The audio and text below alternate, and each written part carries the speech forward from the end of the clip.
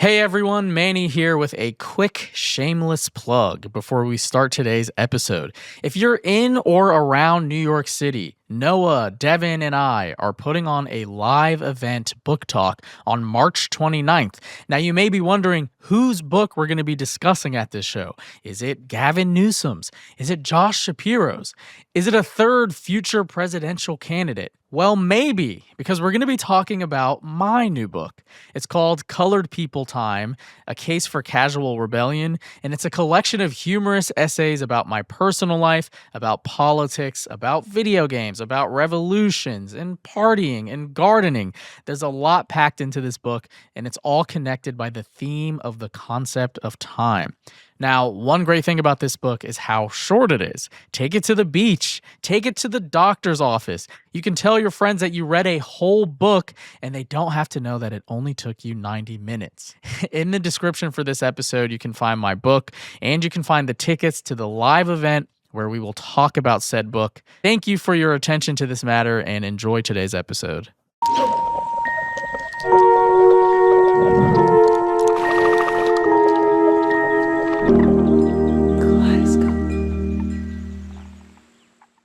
I'm Manny. I'm Noah. This is Devin. And this is No Such Thing, the show where we settle our dumb arguments and yours by actually doing the research. In today's episode, we're going to be taking a deep dive into the world of sports gambling. Ante up.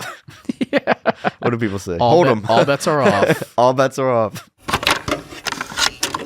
There's no such thing. No such thing. No such thing.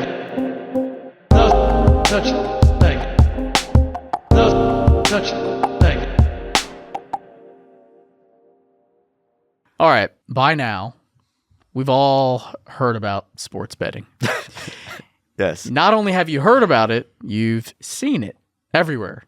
You've seen Kevin Hart promoting DraftKings with LeBron James. Aren't you a little too old to be playing football? Wait, what? They want somebody that can run a 40, not somebody that is 40. You've seen fucking John Hamm promoting BetMGM. So they pulled out the BetMGM app and put together a live parlay. But what would the fourth leg be? Bingo. New York. And those are just during commercials. You've also seen this stuff like literally during the games. I feel like I'm watching sports most days, probably more than the average person, but I'm curious, how often have you two seen sports gambling promotional material in your lives? I don't really watch sports besides baseball. Yeah. But it's become really annoying, the amount of just sort of sports gambling odd stuff that, like, Apple has now started broadcasting baseball games, and they'll have like the likelihood that this next ball is going to be a strike. That's just stuff that's just disgusting. like so inconsequential. Yeah.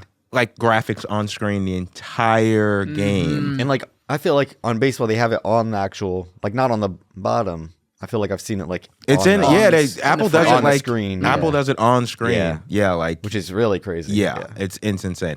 The local stuff, the local, like my local SNY, which is the Mets local, they don't do, it's not as in your face, but it's like you're saying, it's every single commercial. They come back from break, they're talking about the odds. Yeah, it just feels like, in the beginning, it was really like, oh my God, this is crazy. Now it's just like so normalized, I don't even think about it anymore. Yeah, and during basketball games, you'll get like the live odds thing, which just feels wrong. Like they're literally trying to win the game, and it's like all these stats and graphs and shit. For me, anyway, it ruins the like experience of watching the actual game. Yeah, agreed. In case people don't know, sports betting is a type of gambling, except instead of risking your money on poker or roulette, you're risking your money on, for example, whether the Lakers are going to win a game against the Celtics.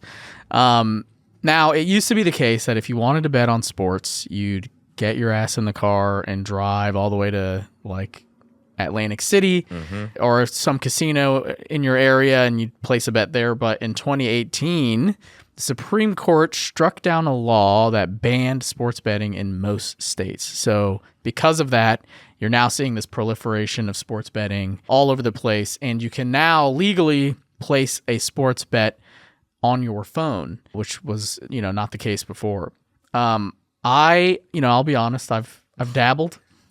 I've probably I think you've more than dabbled. more than dabbled. You're on the record. Yeah, you're very much on the record talking about Just got to sports be betting. transparent about this. And I think like if you're responsible, obviously, it can be like a fun way to kind of heighten the urgency of the watching experience. Have you guys ever placed a bet or? I've dabbled. Yeah. I'm clean now, but yeah, I mean, there have been times when I used to go to a lot of Nets games, and it would add a layer of excitement to what would otherwise be a pretty boring, Yeah. unclimactic game, regular season, when maybe you want the Nets to win, but you need Julius Randle from the Knicks at the time to score over a certain amount, and it's down to the last minute. It's exciting stuff. you Yeah. know? Now I never bet anything, more than I think $50 in. Yeah, you yeah. know? Yeah, 1 point.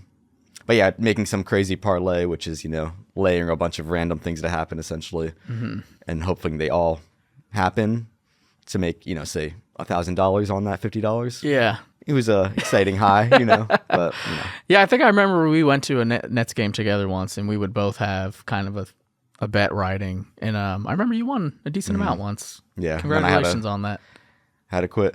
I quit while you're ahead. Yeah, pretty much. Devin, have you partaken at all? No, nothing in my body wants to bet on sports, especially because I'm a fan of the Mets, and they're just that's such an unpredictable team that I'm like I watch them every single day, and I have absolutely no idea what is going to happen day to day. Yeah. So I am not putting money on the line for this. Yeah, right. Although you haven't convinced me yet, but I guess my initial thought with sports betting was like you just got to pick who wins and who loses, and then I was like I will never do that because I don't know day to day whether or not the Mets are going to win. Yeah.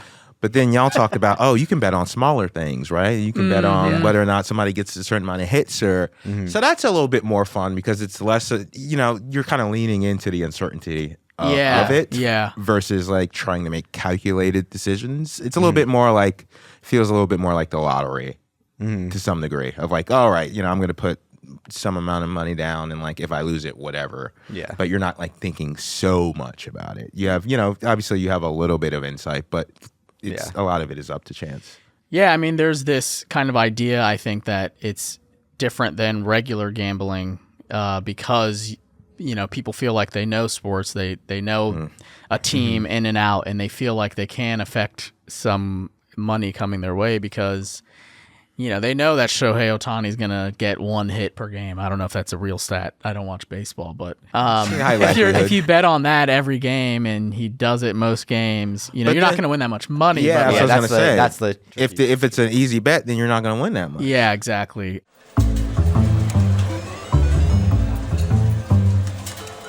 Just really quickly, I'll just go through like the popular kinds of bets. One of them is called the money line, which is literally just choosing which team is going to win. One of them is called the over-under. You're just choosing whether the amount of points in a game will be over X amount or under that amount. And then the other one is the spread. So like if Vegas will determine that the Lakers are going to win by 7 points, and then you can bet on the Lakers covering that spread if you think they're going to win by more than 7 points. Now, sports betting has gotten a lot more complicated. There's like a million more things you can do now. One of those things being in recent history, the parlay, which is, for example, saying that the Lakers are going to win. They're going to win by over 7 points, and LeBron James is going to score 20 points. And the more things you add to the parlay, your bet becomes lottery-esque. It just multiplies the amount of the payout that you're going to get, but also makes it that much more unlikely. And I think it's that kind of bet that I feel like is all these sports betting apps are promoting the most because they know they're so unlikely, and that feels kind of like dark and insidious to me. Yeah. They're like giving you free money to do these things so that you can get hooked on it, and I have seen people get hooked on it. Like I know people who on are the parlay specifically. Parlays, but also like once you're in the app, I think the app is like designed in a way almost like social media where like you're there's these like little dopamine rushes. There's promos and stuff like that too. So it's like, you'll get an extra point. Like you'll get some credit if you do a 5-leg parlay instead of a 3-leg one. Exactly, It's obviously a lot yeah. harder to hit. The worst kind of promotion I've seen is like, all right, we're going to give you free money to work with if you make a parlay bet that's plus 500 or longer, which means like you're only you're only going to get free money if you make a bet that's impossible. So it's just like this kind of loop. It's this cycle that keeps you in there. My introduction to the parlay was Uncut Gems. Oh, That's yeah. right. So yeah, famous example. This is me. All right? I'm not a fucking athlete. This is my fucking way. This is how I win. Look how that turned out. It did not. Not Spoiler so alert! good. Did not work out Not so so well. good for Mr. Sandler. Yeah, that I think maybe Uncut Gems was a little bit before It was sports not legal. betting popped off online, Yeah, and I think it kind of popularized it too. I think they did a great job explaining what it was too. Yeah. Yeah. In the movie, because I had no idea. Yeah. And by the end, I understood. Everyone, pause this and come back in 2 hours. Yeah. Pull up, HBO Max. or Yeah, whatever. if our explanation didn't make sense, Yeah, click the link below. So we'll talk to our guest Danny in a little bit about kind of the detrimental aspects of sports betting, what it's done to us as a society. But briefly, there's also been controversy with sports betting fiascos in the NBA, particularly where players are getting caught up in allegedly rigging games. And so we know this has happened with Jonte Porter, Michael Porter Jr.'s brother. Toronto Raptors forward Jonte Porter has been banned from the NBA for life, the league announced. The NBA said that Porter provided confidential information to bettors, limited his own participation in games for gambling purposes, and bet on NBA games. And he's alleged to have basically played worse because someone else that he knew bet on the game, bet on his unders. So maybe instead of jumping up to get that rebound, he would let someone else do it so that his friend's bet could hit. And then more recently, we've seen Terry Rozier. All right, some breaking news is catching everybody by surprise. The FBI arresting NBA player Terry Rozier early this morning in connection with a widespread sports betting investigation, and he's not the only one. We know that that's bad, right? So sports gambling is starting to permeate in actual sports. It's jeopardizing the kind of purity of the game. The sports is supposed to be very merit-based. Now you've got the case where this new phenomenon is causing these players to play differently. it's come up with baseball too. Yeah, why don't you Two- walk us through some of the baseball Two Cleveland examples? Guardians. I heard. Really? Yeah. Guardians pitchers Emmanuel Clase and Luis Ortiz have been charged with fraud, conspiracy, and rigging pitches. Prosecutors said in the indictment that Clase and Ortiz threw specific pitches for balls so bettors could place prop bets and profit. So this is you're talking about sick people. Yeah. To be voting on a specific Oh, yeah. pitch type is Yeah. crazy. But these two pitchers have been indicted for throwing specific pitches, and one of these was in the playoffs, purposely throwing a type of pitch, not for a ball, purposely out of the strike zone. And having someone, in connection to them betting on that specific pitch type and putting Wow. a lot of money down and, getting a lot of money paid out for being correct on those pitches. And you can say, oh, this is what's the big deal? These pitches didn't change the outcome of a game.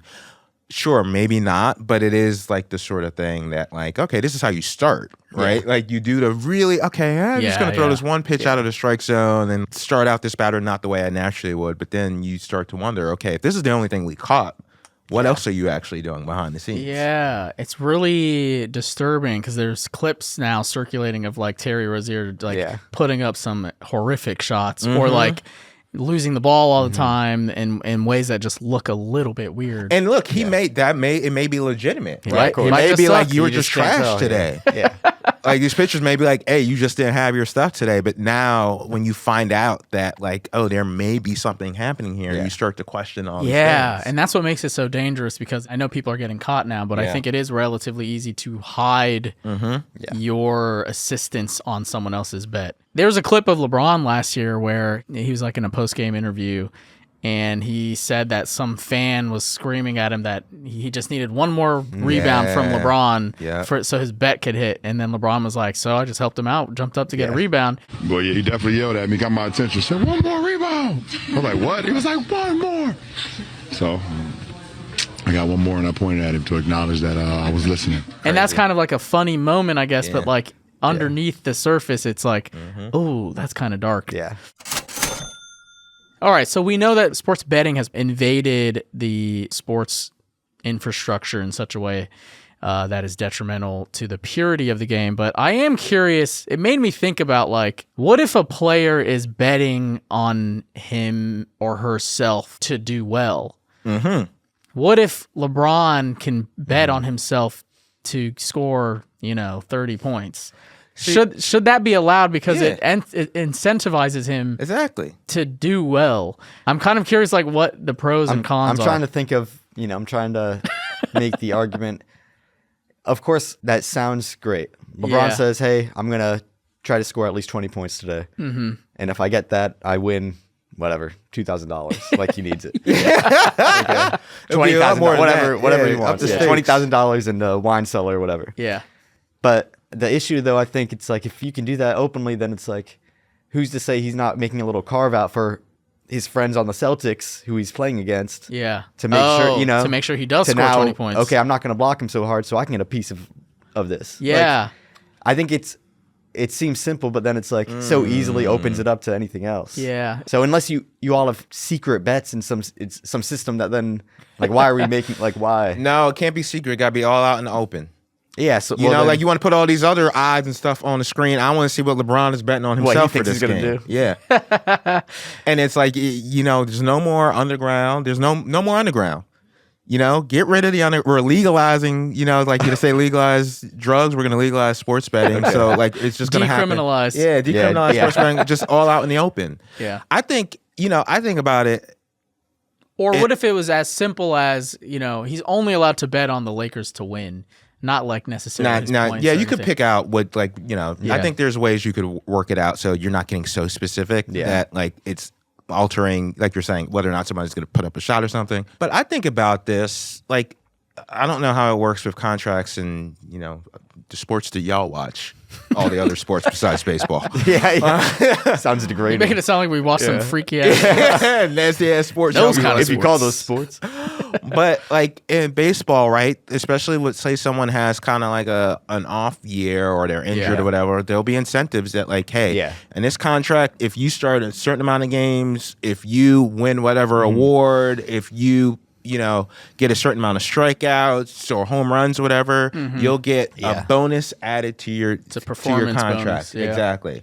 How is that so different than betting, right? Like if someone, because this has come up where it's like someone may have, let's say, a pitcher needs, 150 innings to get that that contract clause, and they have 149, and it's the last game of the season, and the manager is like, do I take this guy out or do I give him another pitch? And people start to second guess, like, oh, they took him out because they didn't want to pay that out. So like that sort of stuff does happen. That's a good point. I mean, that happens in football all the time where, let's say there's a wide receiver who needs one more touchdown to like trigger some clause in his contract. Yeah, do you draw up a play knowing that? And then, if it's a substantial amount of money, could you then talk to the guy on the other team, like who's covering you? Yeah. Be like, hey, I'll throw you some of this if you let me get. I need this. If you let me get this touchdown. Especially the game's out of hand already. Hey, let me cash this. Yeah. I'm gonna give you 50%. I hadn't thought about performance bonuses, that them being similar to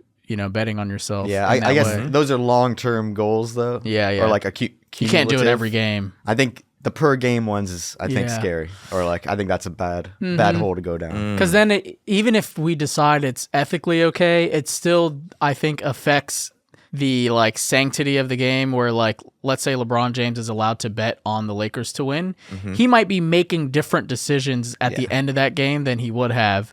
He might feel like, oh my God, the only way we're going to win is if I take this last shot instead of who cares if the team's should winning? Take the top. Yeah. Who cares if the team's I winning? guess, yeah. I just mean it changes the dynamic a little bit. Yeah, I guess I think stakes. You mean? I think it should be more for either full games or more team based than individual based. I think once we're doing this individual stuff, that's when you're going to get kind of the more selfish play from maybe players who aren't LeBron. Yes, who can maybe people who have egos that are bigger than. So I think it's like, if the Detroit Pistons say, hey, we're going to try to win 60 games this year, and Cade Cunningham wants to bet on that, that seems fine to me because he wants to win. Yeah. But I could see your concern that you were saying earlier with essentially it opens the door to maybe working with some other team to let there's just too many, to let them perform a certain way. Unknown unknowns, as Yeah. Donald Rumsfeld would say. Too many unknown unknowns. This is just like the war in Iraq. Well, the good news for us is we're going to learn a lot more about this with our guest today, Danny Funt. Danny is the author of Everybody Loses, The Tumultuous Rise of American Sports Gambling. And we're going to talk to him right after this break. All right, we are back, and we're joined by Danny Funt, the author of Everybody Loses, The Tumultuous Rise of American Sports Gambling, which happens to be exactly what we were just talking about. Wow. Danny, thanks for joining us. What's up, man? Thanks for having me on. First, I just wanted to ask if you could briefly walk us through just the history of sports betting in the U.S. in general. I know there were some kind of big sports betting controversies, I think, in the 20s, 30s, 40s, and 50s. Like, if you could just walk us through that. How did we get here today?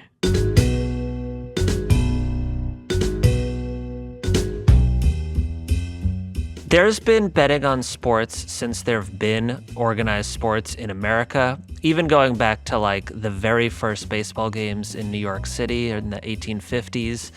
It was such a big part of why people cared about baseball in the first place that the New York Times wrote an editorial that said, "We can't even think of this as a national pastime because, as they put it, it's a contrivance for gambling." And then the National League was created in large part to rid the game of gambling because it felt like it was corrupting the sport and putting off a lot of prospective fans. And then that leads us to the Black Sox scandal in 1919. You probably know about that. 8 players on the Chicago White Sox colluding with gamblers to fix the World Series. And the commissioner of baseball was established after that specifically to get gambling out of baseball. There were scandals basically every decade, most notoriously in college men's basketball in like the 50s and 60s, getting caught up with mob people who wanted them to fix games. And all of that brings us to 1992, when the leagues lobbied Congress to officially ban sports betting outside Nevada, where it had been legal since about the 50s. And then that law was struck down in 2018, and things were off and running from there as far as states legalizing sports betting. And what was kind of the sports betting environment, so to speak, in the 50s and 60s? I know there were some of those like specific scandals, but how did like your average American get involved with that? So in Nevada, as I said, they had a legal bookmaking infrastructure, but it was really an afterthought. And it was mainly just a draw to get people into casinos. And it remained that way, honestly, to today. Like in the casino business, sports betting is almost a rounding error. Like it's really just yet another thing, you know, along with restaurants and other gimmicks to get people to come in and then go to the blackjack tables and the slot machines where they really make money. In the rest of the country, it was largely mob run, which is why you might have heard of the Kefauver Commission, which was this massive congressional inquiry in the 50s that looked into how gambling was funding the mob. And this senator from, I think, Tennessee made it a huge TV attraction, these congressional hearings where they would bring in gang leaders to testify about how much they were taking in bets. And that was the first time a lot of Americans even heard the word mafia. And it led the Kennedy administration to push for a number of laws that made it officially illegal. And then, of course, the mafia responded by killing John F. Kennedy Jr. Right. A fun historical fact, the guy who invented the point spread was, I think, JFK's elementary school teacher. Wow. Yeah. This goes all the way to the top. Yeah. Yeah. But after 1992, you basically could not bet on sports unless you traveled to Nevada. Is that true? Or you had a bookie. Yeah. Okay.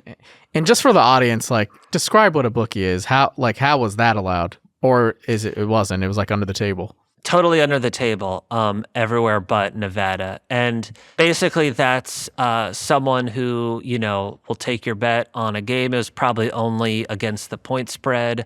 Maybe they took over-unders on the point total, and they're kind of writing numbers down in a book, hence the name bookmaker, and hopefully paying you if you win. Most of that's done on credit. You're not like handing them money and saying, pay me back if I win. It's the honor system, which is why knees get busted and thumbs get, chopped off if you're not paying. But that was a pretty big business. I remember there was a bookmaker in Nevada who was, I think it was a Sports Illustrated article where they were talking about, trying to figure out the size of the illegal sports betting industry in like the middle 20th century.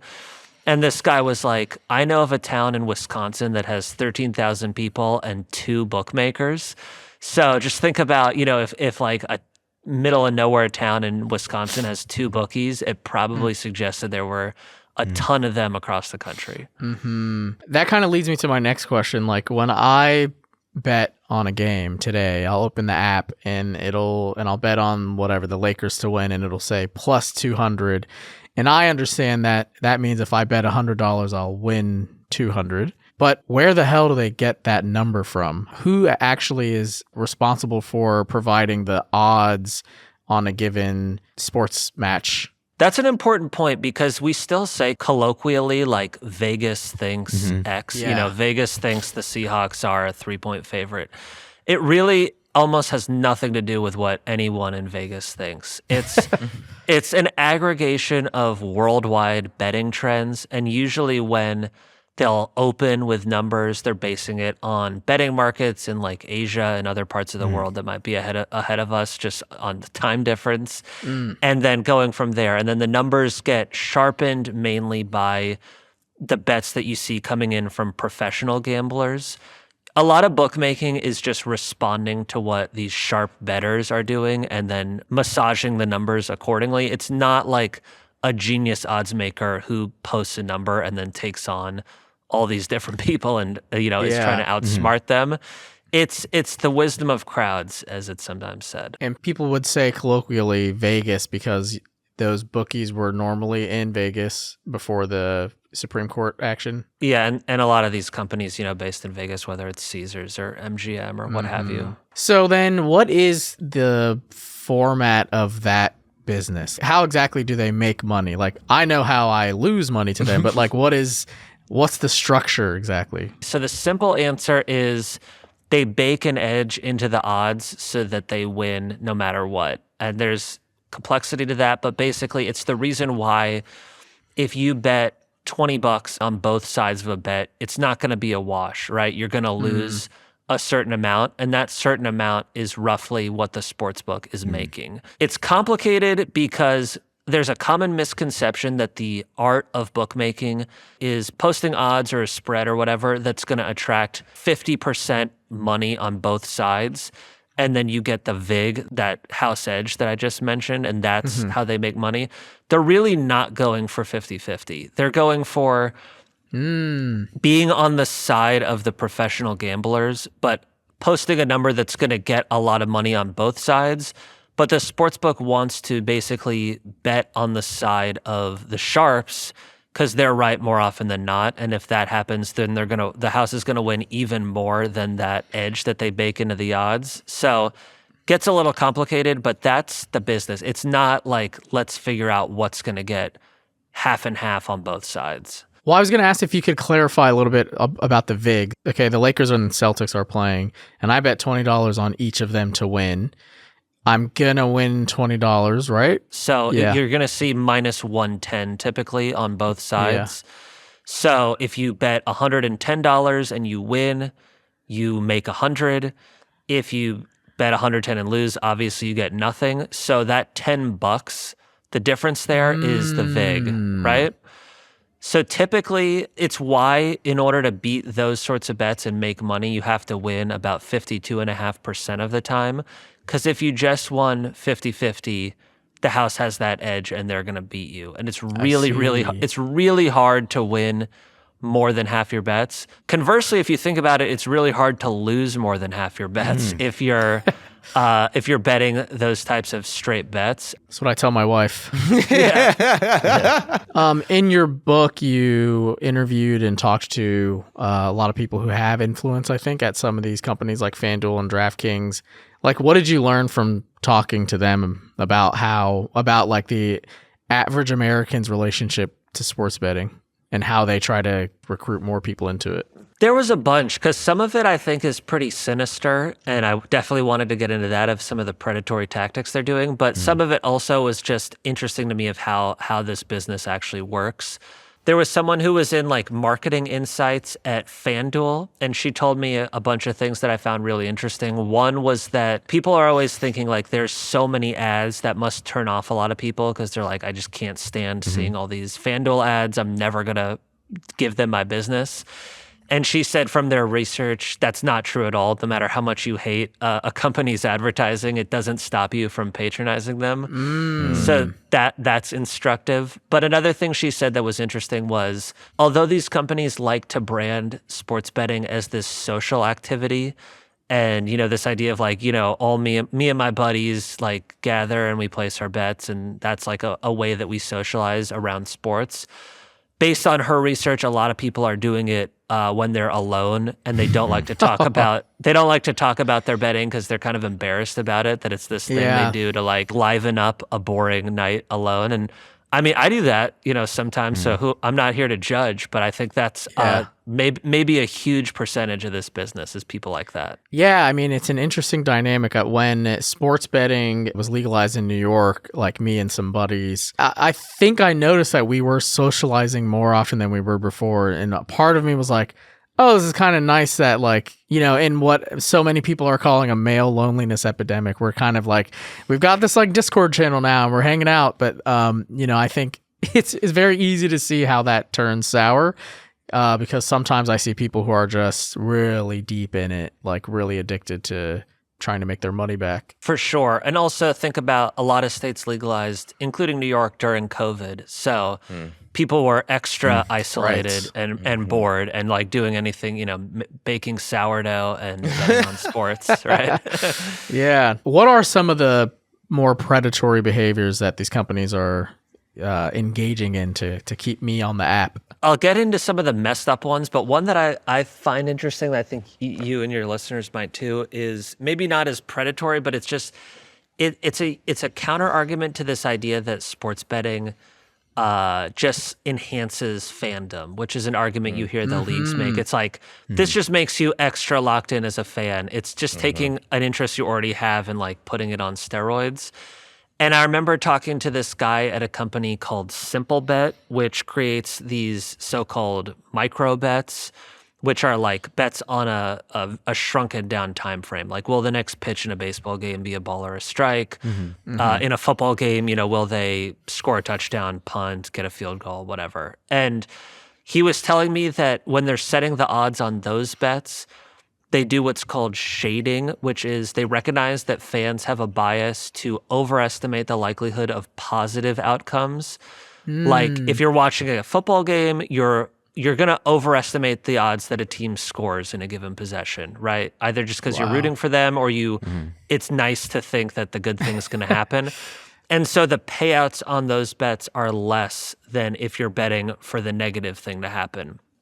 So basically they're taking the inherent optimism that comes with being a fan and using that against you so that you make less money if you bet on optimistic things. And I heard that and I was like, that's really shrewd from a business standpoint, but it totally goes against this idea that betting is just like, you know, encouraging people to be fans, because they're basically using your fandom as a vulnerability to make more money off of. But as far as the predatory stuff goes, I think one is these enticements that dangle what sounds like free money, and then you read the fine print, and you're like, this is not free money at all, the furthest thing from it. Whether it was no sweat bets. Oh my God. That sometimes advertised really enormous dollar figures, like, you know, $3,000 risk-free bet or no sweat bet. Risk-free was like the term of art for a while, and then they realized that was just even too outrageous for betting companies. So they they dialed it back to no sweat, which really conveys the same thing, which is you don't have any reason to worry that you're going to lose this money. And that couldn't be further from the truth. And that's a gigantic bummer to people when they figure that out. Yeah, because it's like no sweat. Yeah. If you bet $25 on this and you lose, we'll give you $25 in the app that you can't withdraw. You can only use it on another bet, which you are likely to lose. And if you bet $25, let's say you bet $25 on an overwhelming favorite, you might win 25 plus $2. Like you get your 25 back and then the 2.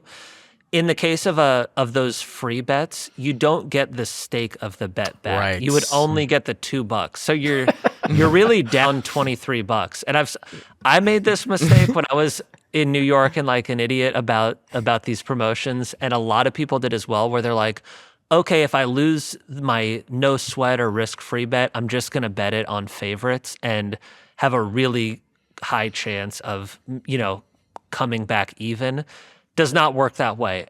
When sports betting became legalized, I remember states were talking about this would, be an influx of, money for the state. Now that it's been a few years, has that kind of come to fruition? Like, are states actually making money off this too? Or is it kind of marginal? Or do you have any insight on that? It's mostly a drop in the bucket. Like, it does not solve their budget problems at all.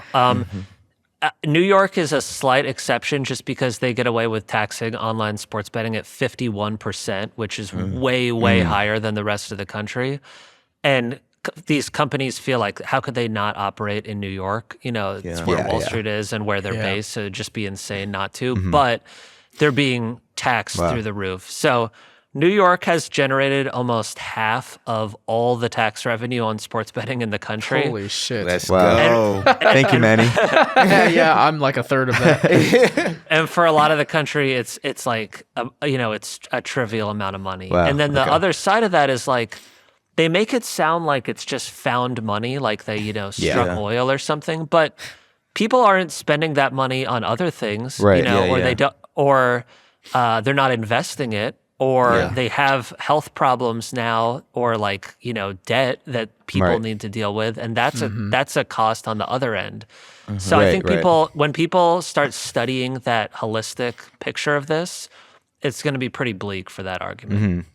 Yeah, what are some of the other social costs we've seen from this proliferation of sports betting? Because I read in an article, I think, that domestic violence, for example, has increased since 2018 when this was all allowed to happen. Curious about that and like any other like negative effects that we've seen. Yeah, that study, I wish I remembered the college to shout them out, but it was so dark. I think they looked at with the home football team wins or loses in states with or without legal sports betting. And in places where it's legal and then the home team loses, domestic violence incidents were demonstrably higher than in places where it's illegal. Yeah, and I found that stat. It's University of Oregon. They found that when a professional football team has an unexpected loss, intimate partner violence in its home market can increase by 10%. That's so wild. One of the things that I find just so upsetting and scary is the amount of abuse that athletes are getting from enraged gamblers now. I lead my book off with that just because to me, it's one of the strongest examples of how things are totally different now, even if people used to bet, under the table. The fact that they're betting so easily and so much on so many different things is creating a lot of new problems. And the online abuse that they get is just grotesque and relentless. I remember Jalen Brunson on the Knicks was like, I think this was with The Athletic. He's like, think of the worst stuff you might think we're hearing, and it's way worse than that. But then it goes way beyond that sort of harassment where, athletes have been stalked at their team hotel or at their home. JB Bickerstaff, the Pistons coach, said people were texting his personal cell phone that they knew the identities of his kids and where he lives. Oh my God. The manager of the Padres just resigned last season, in part because he was so exhausted from all these death threats. And like there have also been people arrested for really credible death threats targeting athletes when they lost a bet. And I just think inevitably someone's going to try to kill someone. And I heard that from the former chief security officer of the NFL, who, as he put it, it's only a matter of time before there's a gambling-related murder. That's just super grim to think about. But yeah, when we talk about what would actually have to happen for lawmakers to say, enough is enough, this is way out of control, I think that would be on that list. Mm-hmm. Yeah, I mean, when you think about being a fan of sports, there's like an emotional stake you have in it. But then once that is converted into a financial stake, you can easily see people kind of going down the wrong path. But okay, so we talked about like how this has been affecting athletes and managers. I am curious too about the bettors themselves. Like, are people we of course know the answer to this question, but are people being responsible, or are they spending money they shouldn't be spending? Like, is there any data about how like the bettor has been affected?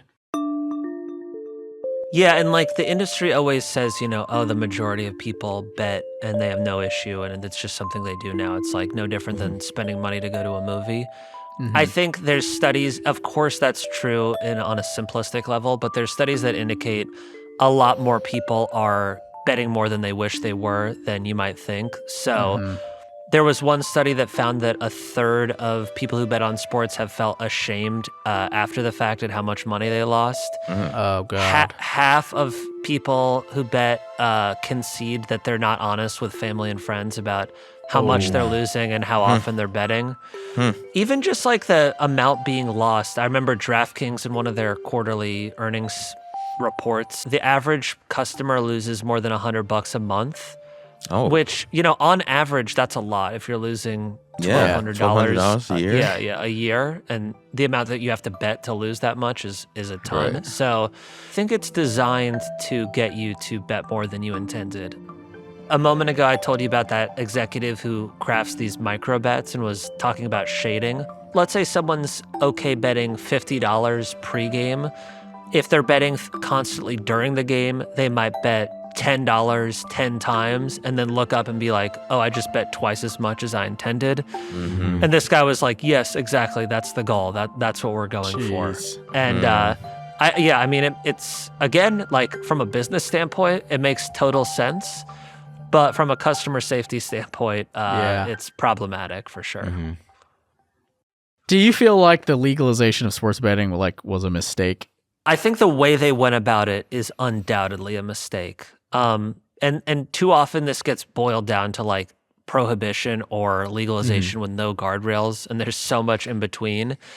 It would be pretty hard to defend the manner through which so many states decided to do this. For one simple reason, among others, is they were often completely oblivious to what could have been learned if you looked at the UK and elsewhere in Europe and Australia and other places that have had sports betting for a while and have had arguments and dealt with the fallout from all the things we've been talking about, misleading ads, excessive ads in general, types of bets that encourage compulsive behavior, on and on. Those are all tired arguments in a lot of elsewhere in the world, and they've had to learn the hard way that you shouldn't allow that stuff, and they had to re-regulate after a while. And from my reporting, it sounds like Americans just paid no attention whatsoever to that when they were writing their laws. It was like, this is this grand American experiment, and we're going to figure things out as we go. And I guess that's pretty typical in this country to just be completely arrogant and oblivious that way. But there was so much that was ignored that would have informed these laws in a pretty profound way. So before we let you go, we earlier were having a very brief debate about whether it would be okay for athletes to bet on themselves to excel. So like, would it be okay for LeBron James, for example, to bet on the Lakers to win? Because technically that would only incentivize him to, play better. Just curious, your own thoughts. Do you see any kind of pitfalls with that? Pitfalls with that genius plan? After 1 hour of talking about how terrible this is.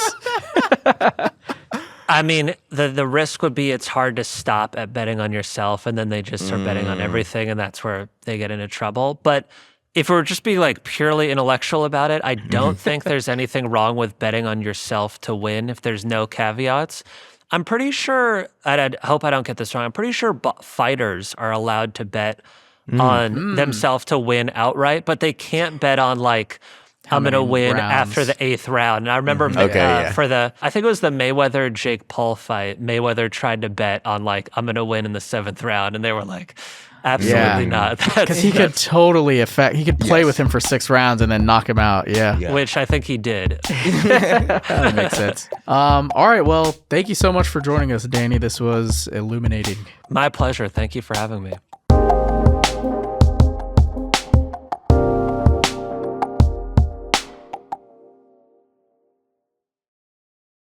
All right, we're back. I'm Manny. Noah. Devin.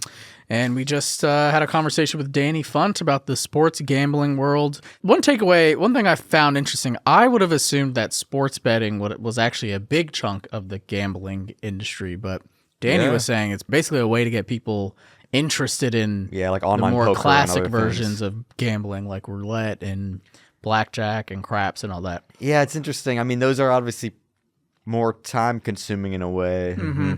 So I can see once you get in there, you're going to be really in there versus the sports betting. It is relatively easy to dip your toe in. Yeah. And if you only follow maybe one sport and maybe only one team, maybe you're only doing it a little bit at first at least. But you think about, I don't know if y'all have gamblers in your life, like family members who like are obsessed with the casino, but people lose a lot of money when they go to the casino.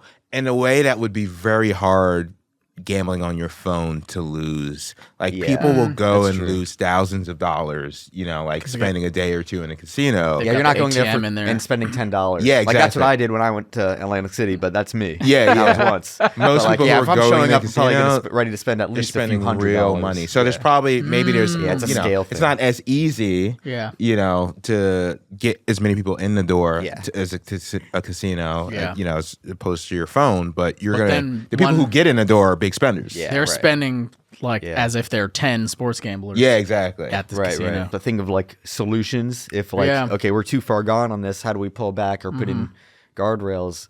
It's like one thing, it's like, having to go somewhere in person to bet on sports or anything is a big difference than I'm in my basement. My family's upstairs and I'm just watching TV. I would literally never bet. It's like again. It would change it so much. If I had to go somewhere to do it, that would immediately curb the activity. And I think, just in terms of like guardrails, as someone who does enjoy like here and there throwing like the cost of a couple of, lattes on a game. Yeah, I like that. Being big. You're going to say an alcoholic drink, but how much is a latte lattes these days?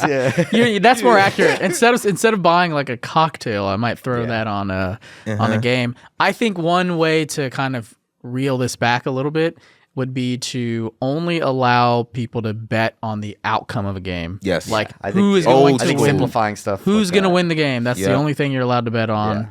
You can bet as much as you want on that, but this whole thing with like the really intricate nuance, stacking. That kind of stuff is what I think No is more where I think people get parlays. trapped. So there was a story recently about Russell Westbrook's wife got a email threat saying like, "I hope you die" or something over someone who's betting on her husband. That is so terrible. I mean, you see it every day. Kevin Durant's on Twitter fighting some guy who needed him to get an extra rebound. The idea that this is such a big part of your life that you need to go confront the person who has inadvertently lost you money is really bleak. Damn, someone betting on him is. That's bleak. Respectfully, Russ. No Such Thing is a production of Kaleidoscope Content. Our executive producers are Kate Osborne and Mangesh Hatakadur. The show was created by Manny Fidel, Noah Friedman, and Devin Joseph. The theme and credit songs are by me, Manny, and the mixing was done by Steve Bone. Thank you to our guest, Danny Funt, the author of Everybody Loses, The Tumultuous Rise of American Sports Gambling. You can find that book in the link in our bio. Visit nosuchthing.show to subscribe to our newsletter. And if you have feedback for us or a question, our email is mannynoahdevin@gmail.com. See you next week. No such thing.